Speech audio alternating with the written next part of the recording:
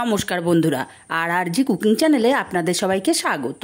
আজকে নিয়ে হাজির হয়ে গেলাম মাছের ডিম নিয়ে ঝিঙের একটা দুর্দান্ত রেসিপি নিয়ে, যেটা ভাত রুটি পরোটার সাথে দুর্দান্ত লাগে। এখানে 200 গ্রাম মাছের ডিম ভালো করে ধুয়ে জল ঝরিয়ে নিয়ে এখানে 1 চিল লেবু রস দিয়ে দিলাম।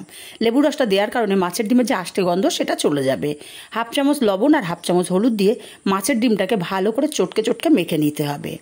মাছের ডিমটাকে খুব ভালো করে মেখে নিয়ে মাছের ডিমের যে আঁশটা আছে সেই আঁশটাকে নিংড়ে ফেলে দিতে হবে। এইভাবে আমি নিংড়ে আঁশটাকে ফেলে দিয়ে এবার কড়াইতে তেল গরম করে ফোড়নে দিয়ে দেবো 1/2 চামচ কালো জিরে, দিয়ে দেবো এখানে একটা বড় সাইজের পেঁয়াজ কুচি। পেঁয়াজটাকে নাড়াচাড়া করে ব্রাউন কালার করে ভেজে নিতে হবে। পেঁয়াজটা ব্রাউন কালার হয়ে গেলে এখানে দিয়ে দেবো একটা টমেটো কুচি, মিডিয়াম সাইজের একটা টমেটো দিয়েছি। টমেটোটাকে নাড়াচাড়া করে কষিয়ে নেব। এবার একটা মশলা করে নেব। মিক্সচার জারের মধ্যে দিয়ে দেব ঝাল অনুযায়ী কাঁচা লঙ্কা, 1/2 ইঞ্চি আদা, আর দেবো 8-10টা রসুনের কোয়া। মিহি করে পেস্ট রেডি করে নিয়ে এই মশলার পেস্টটাকে দিয়ে দেব। মশলার পেস্টটাকে দিয়ে মিক্সচার জারটা ধুয়ে অল্প একটু জল দিয়ে মশলাটাকে সময় নিয়ে কষিয়ে নেব। মশলাটা কষাতে কষাতে মশলার এক্সট্রা জলটা চলে গিয়ে মশলা থেকে তেলটা ছাড়তে শুরু করেছে।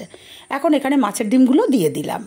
মাছের ডিমগুলো দিয়ে অনবরত নাড়াচাড়া করে মিনিট 4-5 সময় নিয়ে মাছের ডিমগুলোকে ভেজে নিয়েছি। মাছের ডিমগুলো বেশ ঝরঝরে হয়ে গেছে।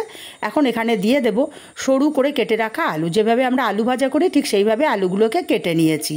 এখন আলুগুলোকে মাছের ডিমের সাথে নাড়াচাড়া করে আরও 2 মিনিট মতো রান্না করে নেব। এতে আলুগুলো অনেকটাই সেদ্ধ হয়ে যাবে। এখন এখানে দিয়ে দেব ঝিঙে। আমি পাতলা পাতলা করে ঝিঙেগুলোকে কেটে নিয়েছি। হাই ফ্লেমে ঝিঙেটাকে 4-5 মিনিট এইভাবে নাড়াচাড়া করে কষিয়ে নেব।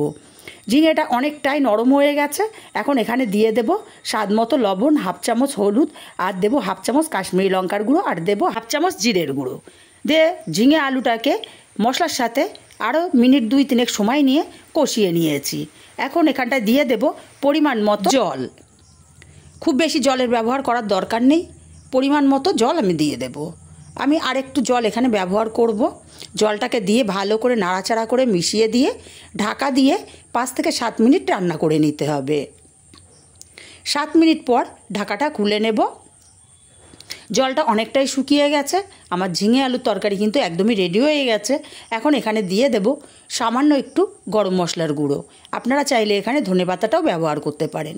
গরম মশলার গুঁড়োটাকে দিয়ে ভালো করে নাড়াচাড়া করে মিশিয়ে আলাদা পাত্রে নামিয়ে নিলে তৈরি হয়ে গেল আমার দারুণ স্বাদের মাছের ডিম দিয়ে ঝিঙের রেসিপি। রেসিপিটা কেমন লাগলো কমেন্ট করে জানাতে ভুলবেন।